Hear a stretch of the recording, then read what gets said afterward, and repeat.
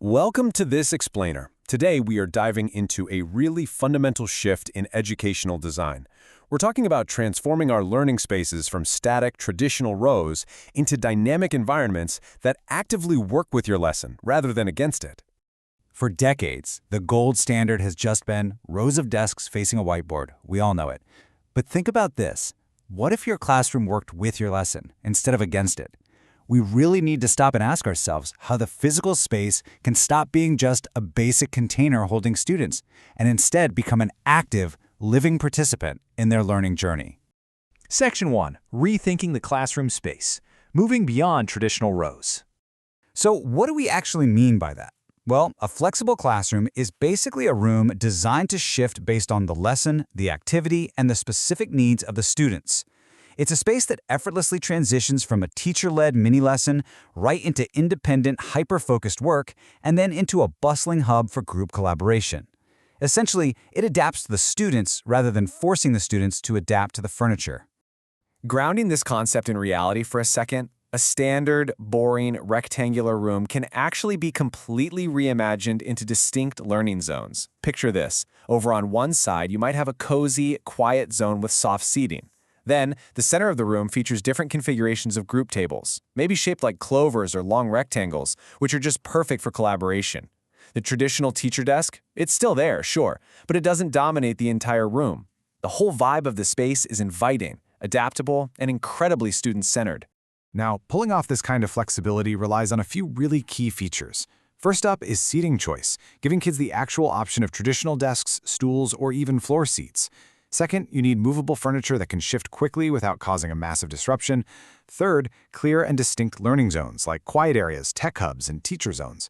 Fourth, ensuring tools and devices are easily accessible right where they're needed. And finally, you have to have dedicated collaboration spaces where students can actually build, debate, and create together. But here is the absolute crucial takeaway to remember early on. True flexibility, it is never random. It's an intentional mix of purpose, choice, and structure. Seriously, just throwing a bunch of beanbag chairs into a room without a plan is a recipe for a free-for-all. The space itself needs a clear purpose, students need meaningful choices, and the whole operation requires a solid structure to hold it all together. Section 2.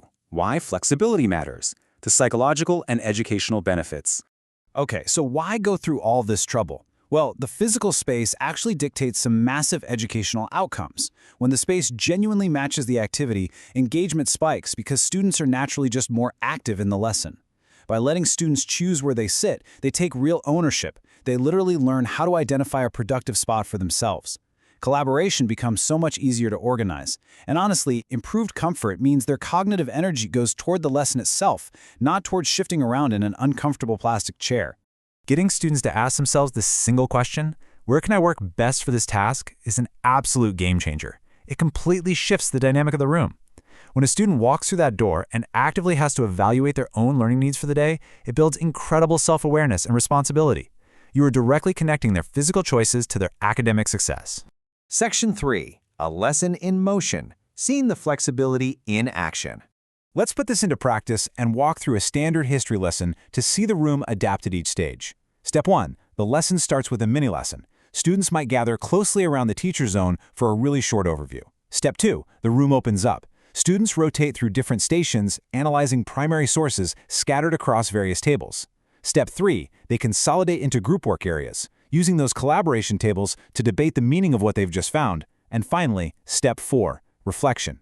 Students retreat to quiet zones or independent desks to write out their final claims. The entire room changes exactly as the thinking changes. Section 4. Managing the chaos. Addressing the elephant in the room. Look, I know exactly what you might be thinking right now. Won't giving kids this much choice just create total chaos? And there are very real challenges here. Group spaces can definitely get loud, different seats can cause distractions, transition times can waste precious minutes, and space is always limited. But the solution isn't to just abandon flexibility entirely. The real secret is implementing exceptionally clear routines, limiting choices initially, and utilizing frequent teacher checkpoints to provide what we call structured autonomy. Making this work requires a complete mindset shift for us. The teacher's role completely transforms. You are no longer just delivering content, you become a designer and a coach. As a designer, you set the purpose and strategically arrange the environment. As a coach, you're teaching the routines, modeling exactly how to choose a good seat, and monitoring the room, guiding the students alongside them rather than just dictating to them from the front. To keep things running smoothly, you really just need 4 straightforward, snappy expectations. First, students must choose a spot that actually helps them learn. Second, they have to move safely and quickly during transitions. Third, they need to respect the space and the materials. And fourth, if a spot isn't working for them, adjust it. Remind them constantly, flexibility is a privilege and it is earned through responsibility. Section 5, How to Start Small. Taking the first step without overwhelming yourself. Listen, you absolutely don't need to throw out all your desks overnight. Please don't do that. You can start incredibly small. Try offering just 2 or 3 flexible options in the room you already have. Maybe just push standard desks together for a single group activity, or try creating just one quiet work zone in a back corner. Teach one single transition routine, and most importantly, ask your students to reflect on what worked. Include them in the design process. Ultimately, the holy grail here is a room that shifts seamlessly from direct instruction right into independent focus without losing a single drop of learning time. The space literally becomes part of the lesson itself. Which leaves us with this final thought for you to mull over. Moving forward, is your classroom furniture dictating your teaching, or is your teaching dictating your furniture? Thanks so much for joining me for this explainer.